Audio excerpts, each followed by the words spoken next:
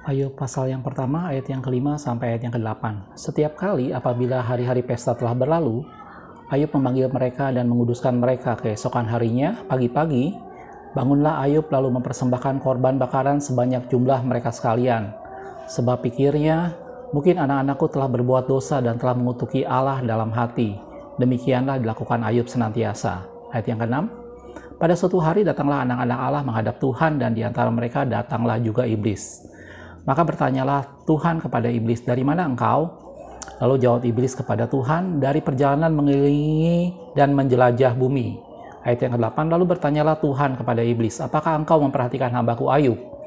Sebab tiada seorang pun di bumi seperti dia yang dengan demikian saleh dan jujur, yang takut akan Allah dan menjauhi kejahatan. Oke, shalom, selamat siang. Kita ketemu lagi channel Pelita Kakiku, karena firman-Mu adalah pelita bagi kakiku dan terang bagi jalanku. Ayat yang baru kita baca tentunya sesuatu hal yang sangat tidak asing buat kita tentang bagaimana pada waktu itu ayat-ayat pertama dari kitab Ayub. Bagaimana waktu itu Ayub akan dicobai dan Allah menunjukkan pada iblis pada waktu itu, tidakkah engkau memperhatikan hambaku Ayub, seorang yang saleh.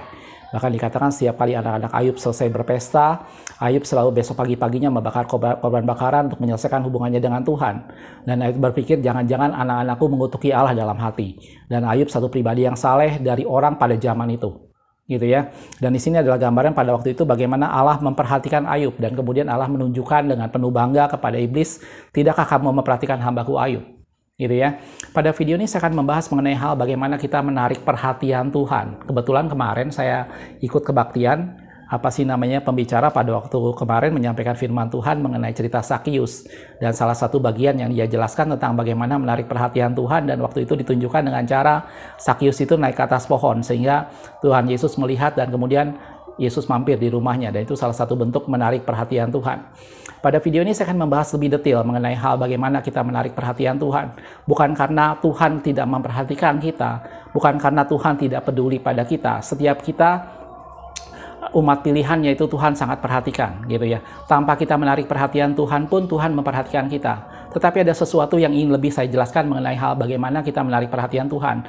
Bagaimana Tuhan memperhatikan kita secara lebih daripada yang lain. Gitu ya. Tadi ayat yang pertama dalam firman Tuhan tentang Ayub tadi, bagaimana seorang yang saleh, seorang yang hidup benar di hadapan Tuhan, dan dengan bangga Allah menunjukkan kepada iblis bahwa tidakkah kamu perhatikan Ayub hambaku yang demikian saleh dan demikian beribadah kepada Tuhan. Dan ayat itu kemudian Tuhan ulang buat yang kedua kalinya di Ayub pasal yang kedua. Gitu ya. Pada waktu itu setelah iblis mencobai, kemudian iblis datang lagi dan menuntut sesuatu lagi kepada Tuhan. Gitu ya. Iblis bilang, iya, dia tidak akan kalau harta-hartanya aja diambil, dia tidak akan menghujat engkau. Coba kalau kesehatannya diambil, gitu ya. Kemudian di Ayub pasal 2 ayat yang ketiga dikatakan firman Tuhan kepada iblis, tidakkah engkau memperhatikan hambaku Ayub? Sekali lagi Tuhan bilang seperti itu, tidakkah engkau memperhatikan hambaku Ayub? Sebab tiada seorang pun di bumi seperti dia yang demikian saleh dan jujur. Jadi Allah tahu persis bahwa dia di sekian banyak orang di bumi pada waktu itu tidak ada yang seperti Ayub. Gitu ya. Dan dikatakan lagi, yang demikian saleh dan jujur, yang takut akan Allah dan menjauhi kejahatan, ia tetap tekun dalam kesalehannya. Sekalipun engkau telah membujuk aku melawan dia untuk mencelakakannya tanpa alasan. Setelah Ayub kehilangan semuanya, tetapi Ayub tetap tidak mengutuki Tuhan. Dan Allah menunjukkan sekali lagi kepada iblis bahwa tidakkah kau perhatikan hambaku Ayub yang demikian saleh dan beribadah kepada Tuhan. Pada orang-orang sejamannya, Ayub menjadi satu pribadi yang berbeda, gitu ya. Dan ini menjadi gambaran bahwa Allah memperhatikan seluruh manusia pada waktu itu. Allah memperhatikan seluruh manusia di bumi pada waktu itu, tetapi Ayub mendapat perhatian lebih. Allah memperhatikan Ayub dengan lebih karena apa? Dia hidup saleh di hadapan Tuhan, gitu ya. Cerita tentang orang-orang yang hidup berbeda di hadapan Tuhan dan kemudian Allah memperhatikan lebih, itu ada banyak dalam firman Tuhan, gitu ya. Misalnya Nuh yang hidup bergaul dengan Allah dan banyak lagi. Di sini saya akan kasih beberapa contoh. Selain yang pertama tadi adalah Ayub, yang kedua saya akan kasih gambaran mengenai Kaleb dan Yosua. Yang kita tahu bagaimana Kaleb dan Yosua pada saat Musa mengutus 12 pengintai, Kaleb dan Yosua kembali dengan membawakan kabar yang sangat berbeda, gitu ya. Kalau kita perhatikan dalam Bilangan 14 ayat 24 dikatakan, tetapi hambaku Kaleb, di sini Allah menyoroti secara khusus Kaleb, karena lain jiwa yang ada padanya. Yang menjadi keistimewaan Kaleb bukan karena perawakannya, yang menjadi keistimewaan pada Kaleb ada sesuatu yang lain pada jiwanya. Dalam bahasa Inggris dibilang another spirit, satu roh yang berbeda, gitu ya. yang ada padanya. Ia mengikut aku dengan sepenuhnya dan akan kubawa masuk ke negeri yang telah dimasukinya itu, dan keturunannya akan memilikinya. Dan kita tahu bagaimana kemudian waktu Kaleb ini akan mewarisi tanah Hebron, gitu ya. Nah, itu gambaran dalam firman Tuhan bagaimana pada waktu itu bahwa Kaleb dan Yosua, dalam cerita yang tadi saya ambil adalah Kaleb, itu mendapat perhatian lebih dari Tuhan. Dia berhasil menarik perhatian Tuhan karena ada sesuatu yang lain pada jiwanya. Ada satu spirit yang berbeda pada jiwa Kaleb. Dalam firman Tuhan kita tahu bahwa waktu Allah membebaskan umat Tuhan keluar dari perbudakan Mesir, itu Allah memperhatikan seluruh umat Tuhan pada waktu itu. Itu ya, seluruh orang Israel Tuhan perhatikan. Jadi kalau kita bilang kita tidak perlu mencari perhatian lebih dari Tuhan, Tuhan pasti memperhatikan kita. Betul, saudaraku. Allah memperhatikan kita semua. Allah memperhatikan domba-domba kepunyaannya. Dia mengenal domba-dombanya satu persatu. Dia memperhatikan umat Tuhan, terlebih orang-orang yang ditebusnya. Dia memperhatikan, bahkan seluruh bumi ada dalam kendalinya, orang-orang semua Allah tahu, gitu ya. Tetapi ada sesuatu yang lebih dengan orang-orang yang memang mempunyai hati yang berbeda, mempunyai roh yang jiwa yang lain, kata firman Tuhan dikatakan seperti itu. Dan contohnya tadi adalah Kaleb, gitu ya. Dan pada waktu itu 20 tahun ke atas itu akan mati semua di padang gurun dan tidak boleh masuk tanah perjanjian. Tetapi kata firman Tuhan, karena Kaleb mempunyai jiwa yang lain, ada hal yang lain pada jiwanya, maka dia boleh memasuki negeri yang dia pernah masuki sebelumnya karena dia habis mengintai, gitu ya. Sehingga pada waktu itu yang umur 20 tahun ke atas yang masuk tanah perjanjian hanya Kaleb dan Yosua saja. Karena apa? Karena pada mereka ada jiwa yang lain. Allah memberikan pada mereka privilege, Allah memberikan pada mereka perhatian lebih, gitu ya.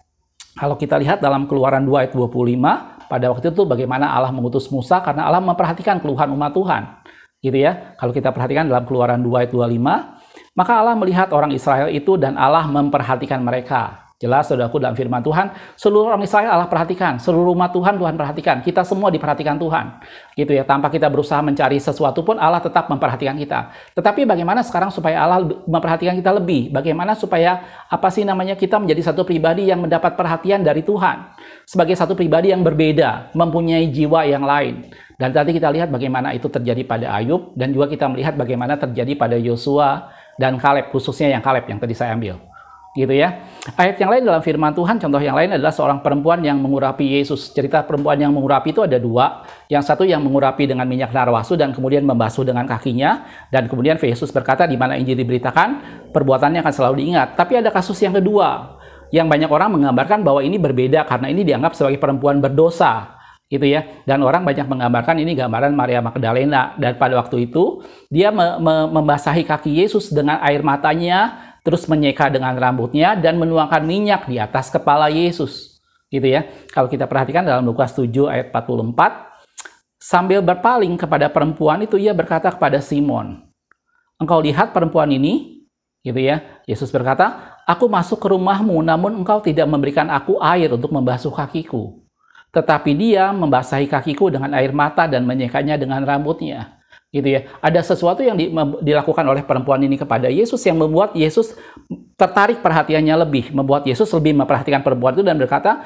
pada waktu aku masuk engkau tidak menyediakan air untuk mencuci kaki, tetapi perempuan ini tidak henti-hentinya dia membasahi kakiku dengan air mata dan kemudian menyekanya dengan rambutnya. Bahkan kalau Anda lanjutkan, dia bilang, engkau waktu aku datang tidak pernah menciumi aku, tetapi perempuan ini tidak pernah henti-hentinya menciumi kaki Yesus, katakan seperti itu, gitu ya. Nah, itu gambar-gambaran dalam firman Tuhan tentang orang-orang yang berbeda, tentang orang-orang yang mendapat perhatian Tuhan karena ada sesuatu yang berbeda pada dirinya, gitu ya. Kalau kita perhatikan sekarang secara umum dalam kehidupan kita sehari-hari, misalnya Anda yang karyawan, gitu ya, secara mudah kalau kita mau bandingkan, seorang karyawan kalau ingin mendapat perhatian dari bosnya, saya yakin setiap bos, setiap pemimpin perusahaan, pasti dia akan memperhatikan seluruh karyawannya. Betul, saudaraku? Tetapi pasti ada 1-2 karyawan yang mendapat perhatian lebih. Karena apa? Karena ada sesuatu yang berbeda padanya. Dalam hal kerajinannya, dalam hal tanggung jawabnya, dalam sesuatu yang membuat orang itu mendapat perhatian lebih, gitu ya. Sesuatu di mana orang itu berada di atas rata-rata.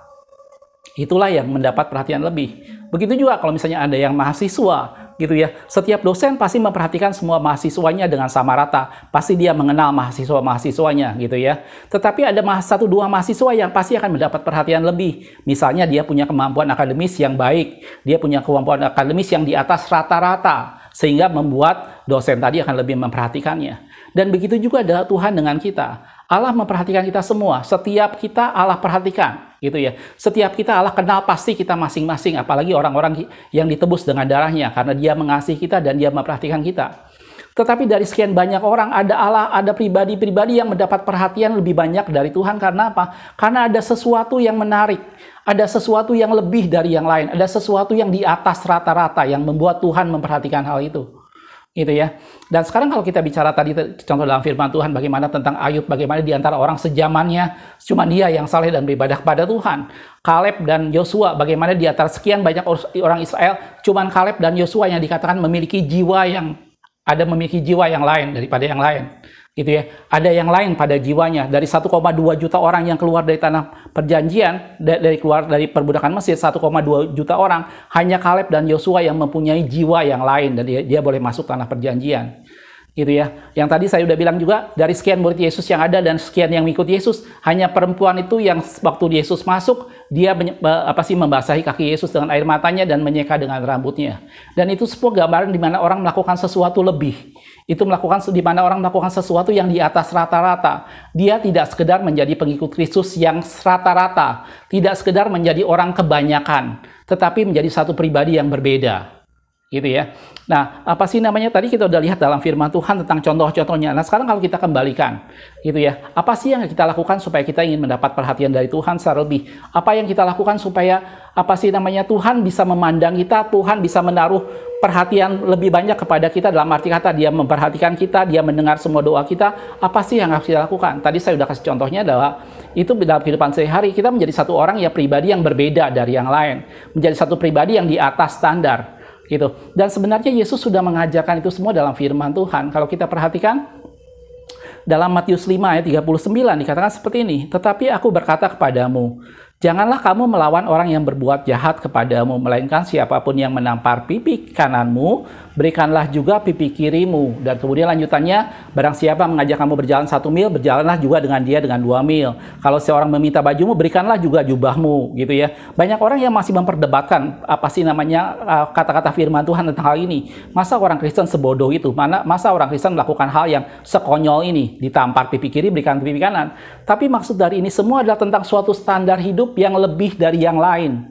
Tentang suatu standar hidup yang jauh lebih tinggi dari orang kebanyakan. Gitu ya. Dan itu menggambarkan bahwa kita menjadi satu pribadi yang di atas rata-rata. Dan dengan begitu Allah akan memperhatikan kita lebih. Gitu ya. Semua yang kita lakukan, Yesus bilang, kalau kamu mengasihi orang yang mengasihi kamu, apakah upahmu? Orang yang jahat pun melakukan hal yang sama. Tetapi kamu kasihilah musuhmu dan berdoalah bagi orang yang menganiaya kamu.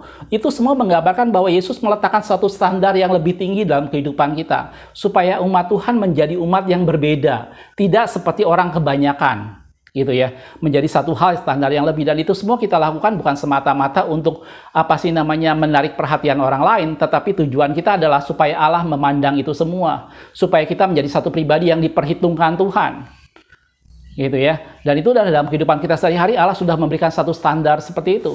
Gitu ya. Itu contoh dalam kehidupan sehari-hari bagaimana kita menjadi satu pribadi yang di atas rata-rata, bagaimana kita menjadi satu pribadi yang di atas standar. Bukan sekedar kalau kita mengasihi orang yang mengasihi kita, apakah upahmu? Penjahat pun melakukan hal yang sama. Gitu ya. Tetapi kalau kamu mengasihi musuhmu dan menganiaya orang yang menganiaya kamu, maka kita disebut dengan anak-anak Allah karena kita punya standar yang lebih tinggi. Gitu ya. Dan untuk menjadi satu pribadi yang diperhatikan Tuhan, kita harus menjadi pribadi yang berbeda, menjadi pribadi yang di atas standar rata-rata, tidak menjadi seperti kayak orang Kristen kebanyakan. Mari menjadi satu pribadi yang berbeda, yang punya nilai lebih di hadapan Tuhan. Gitu ya. Dan tadi Allah mengajarkan melalui kehidupan kita sehari, mari lakukan sesuatu. Kalau orang mengajak kamu berjalan 1 mil, berjalanlah dengan dia 2 mil. Kalau kamu ditampar pipi kanan, berikanlah pipi kiri. Gitu ya. Untuk menggambarkan mari kita angkat standar kita. Mari kita naikkan standar kita, jangan seperti orang-orang kebanyakan. Gitu ya. Dalam pelayanan, salah satu saya ambil contoh dalam firman Tuhan dalam pelayanan, misalnya dalam 1 Korintus 9 ayat 14. Kalau Anda perhatikan dalam 1 Korintus 9, di sini Paulus mengajarkan banyak tentang hal pelayanan. Gitu ya. Bagaimana seorang pemberita Injil harus hidup oleh Injil yang diberitakan. Saya ambil ayat 14 dulu. 1 Korintus 9 ayat 14. Dikatakan demikian. Demikian pula Tuhan telah menetapkan bahwa mereka yang memberitakan Injil harus hidup dari pemberitaan Injil. gitu ya. Jadi seorang yang memberitakan Injil, dia mendapat penghidupan, dia mendapatkan uang dari pemberitaan Injil itu. Itu kata firman Tuhan, gitu ya. Tetapi kalau kita lanjutkan dalam ayat yang ke-15, Paulus memberikan satu standar yang lebih tinggi dari itu. Ayat 15 dikatakan, tetapi aku tidak pernah mempergunakan satupun dari hak-hak itu. Gitu ya. Aku tidak menulis semuanya ini supaya aku pun diperlakukan juga demikian, sebab aku lebih suka mati daripada titik-titik selanjutnya. Dia tuliskan, sungguh kemegahanku tidak dapat ditiadakan siapapun juga. Jadi ayat yang ke-14 tentang bagaimana Allah menetapkan bahwa seorang pemberita Injil harus hidup oleh Injilnya, itu sesuatu hal yang lumrah. Itu sesuatu hal yang biasa, gitu ya. Kalau seorang memberitakan Injil, dia membawakan firman Tuhan. Saya ngambil contoh yang sangat biasa. Anda memberitakan firman Tuhan, diundang, Anda melayani firman Tuhan, kemudian biasanya kita dapat yang namanya PK, ya. Itu bukan suatu rahasia lagi, persembahan kasih, yang adalah amplop, yang adalah uang, gitu ya. Dan itu dalam firman Tuhan bilang seorang pemberita Injil akan hidup oleh Injilnya. Betul, itu kata firman Tuhan seperti itu. Tetapi kemudian di ayat berikutnya Paulus memberikan satu standar yang lebih tinggi. Dan Paulus bilang, tetapi aku tidak mempergunakan hakku. Gitu ya. Terus apa salahnya? Itu sama sekali tidak ada yang salah, saudaraku. Tetapi jangan lupa bahwa orang dunia pun melakukan hal yang sama. Gitu ya. Saya pernah punya pengalaman mengajar, dan setiap kali saya mengajar, setelah saya bicara, maka saya mendapatkan uang. Gitu ya. Dan semua orang dunia melakukan hal yang sama. Gitu ya. Kita tidak ada bedanya apabila kita selesai berbicara, membagikan sesuatu tentang sesuatu yang kita ketahui, tentang suatu pengetahuan yang kita punya, kemudian kita mendapatkan upah dari sana, itu sesuatu hal yang lumrah. Itu tidak ada sesuatu hal yang salah, dan seluruh orang dunia melakukan itu. Gitu ya.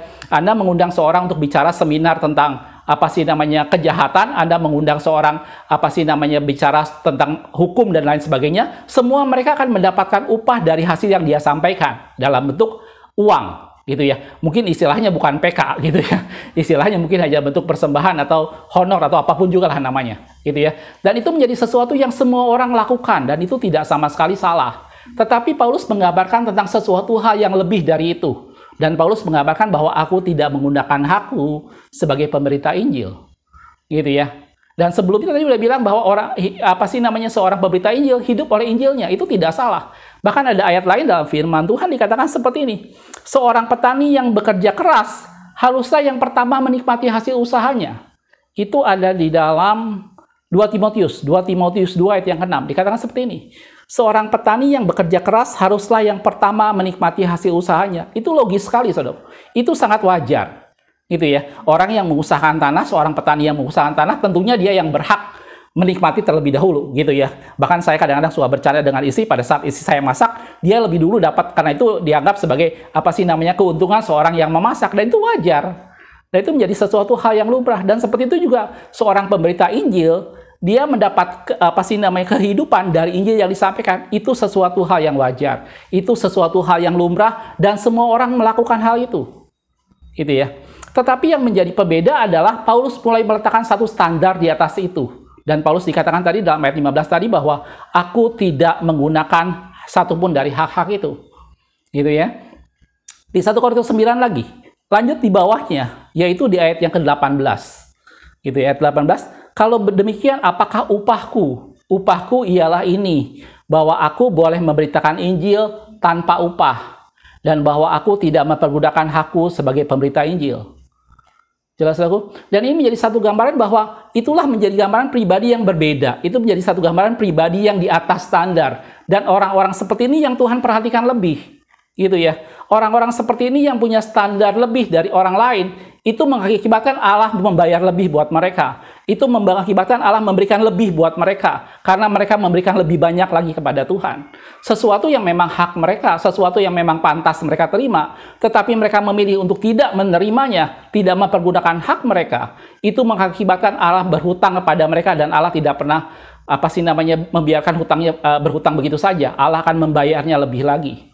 Gitu ya. Jadi saudaraku, menjadi satu pribadi yang diperhatikan Tuhan, maka kita harus belajar menjadi pribadi yang berbeda di atas rata-rata. Menjadi satu pribadi yang tidak sama dengan rata-rata orang pada umumnya. Gitu ya. Kalau orang berjalan dengan mengasihi musuhnya, mengasihi sahabatnya, semua orang melakukan hal itu. Tapi Tuhan mengajak kita, mari kita mengasihi musuh kita juga. Gitu ya. Kalau seorang petani menikmati hasil pertama, semua orang melakukan itu. Seorang pembicara menikmati buah dari apa yang dia bagikan, semua orang dunia melakukan itu. Gitu ya. Tetapi yang membedakan adalah apabila seorang punya standar lebih tinggi dari itu, dan dia Paulus berkata bahwa upahku adalah kalau aku memberitakan Injil tanpa upah, dan Allah memberikan perhatian lebih buat orang-orang seperti itu. Gitu ya. Dan kalau kita perhatikan di dalam 2 Korintus 11 ayat yang ke-7 dikatakan, Paulus menegaskan lagi, 2 Korintus 11 ayat yang 7. Apakah aku berbuat salah jika aku merendahkan diri untuk meninggikan kamu? Karena aku memberitakan Injil Allah kepada kamu dengan cuma-cuma. Gitu ya. Paulus bilang, aku tidak meninggikan diri, aku malah merendahkan diri supaya meninggikan kamu. Dan aku memberitakan Injil Allah kepada kamu dengan cuma-cuma. Wah, ini satu pribadi yang benar-benar di atas standar, saudaraku. Satu pribadi pemberita Injil yang benar-benar di atas standar, yang berbeda dari sekian banyak orang. Gitu ya. Dan ini menggambarkan bahwa seperti itulah akhirnya Allah memberikan pada Pak Paulus kasih karunia yang berlimpah-limpah lebih daripada yang lain. Gitu ya. Dan Yesus pernah berkata dalam Matius 10 ayat yang ke-8 dikatakan seperti ini. Sembuhkanlah orang sakit, bangkitkanlah orang mati, tahirkanlah orang kusta, usirlah setan-setan. Kamu telah memperolehnya dengan cuma-cuma, karena itu berikanlah pula dengan cuma-cuma. Itu kata firman Tuhan. Jelas, saudaraku? Jadi itulah yang membedakan seseorang dalam pelayanan. Dalam kehidupan sehari, mari kita menjadi orang yang berbeda. Mari kita tidak hanya mengasihi orang yang mengasihi kita, tapi kita belajar mengasihi musuh-musuh kita. Pada saat orang mengajak kita berjalan 1 mil, mari berjalan dengan dia 2 mil. Kalau ada seorang menampar pipi kananmu, berikan juga padanya pipi kirimu. Menunjukkan bahwa satu pribadi yang punya standar lebih. Satu pribadi yang melakukan lebih dalam kehidupan kita sehari-hari. Dalam pelayanan, seorang mendapatkan upah dari apa yang dia layani, itu sesuatu hal yang wajar. Itu sesuatu hal yang kata firman Tuhan bahwa seorang pemberita Injil hidup oleh Injilnya. Tapi mari punya satu standar yang lebih. Di mana Paulus katakan, upahku adalah kalau aku memberitakan Injil tanpa upah. Gitu ya. Dan itu membuat Allah memperhatikan kita lebih. Gitu ya. Dalam kehidupan kita sehari-hari tadi sudah dijelaskan, dalam pengiringan kita kepada Tuhan. Kalau kita lihat dalam Lukas 18 ayat yang ke-7. Tidakkah Allah akan membenarkan orang-orang pilihannya yang siang malam berseru kepadanya? Yang berseru kepadanya siang malam, bukan seminggu sekali, bukan 3 hari sekali, tetapi yang berseru kepadanya siang malam. Gitu ya. Dan adakah dia yang mengulur-ulur waktu sebelum menolong mereka? Dalam pengiringan kita kepada Tuhan, jangan jadi sama seperti orang Kristen pada umumnya. Gitu ya. Misalnya ada banyak orang yang hanya beribadah kepada Tuhan seminggu sekali, 2 minggu sekali, mari lakukan lebih. Mari lakukan di atas standar. Ada orang yang membaca firman Tuhan hanya 2-3 hari sekali, mari lakukan lebih. Angkat dirimu dengan satu standar yang lebih tinggi, dan itu membuat Allah memperhatikan kita. Ada orang hanya kuat berdoa 15 menit, mari lakukan lebih. Bukan berarti bahwa Allah tidak mendengar doa yang 15 menit, tidak. Tetapi kita melakukan sesuatu yang lebih dari atas standar, dan itu membuat Tuhan memperhatikan kita.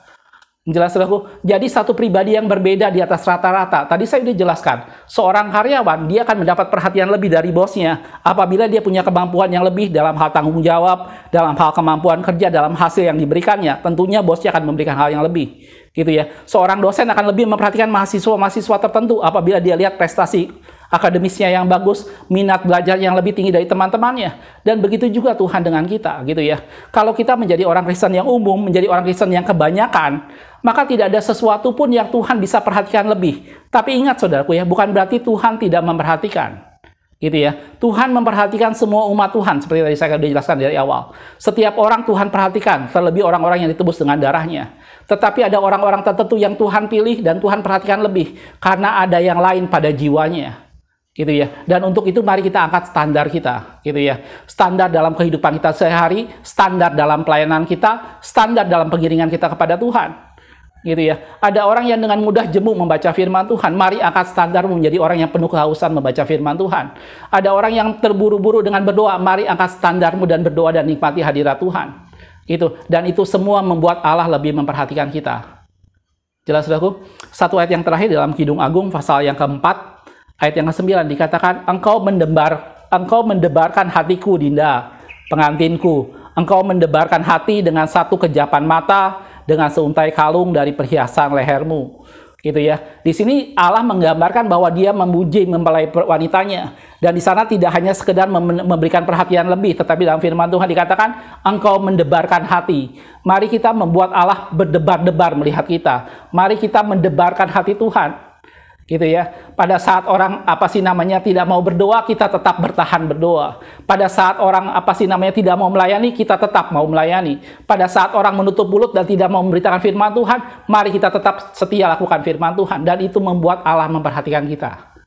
Jelas, saudaraku? Dan dari ini semua, mudah-mudahan ini menjadi satu pencerahan buat kita semua, bahwa Allah rindu mencari orang-orang Kristen yang berbeda. Allah rindu mencari orang-orang yang punya standar yang lebih tinggi dari orang lain, yang hidup dengan pola standar yang jauh lebih tinggi, dan itu membuat Allah memberkati lebih. Jelas, saudaraku?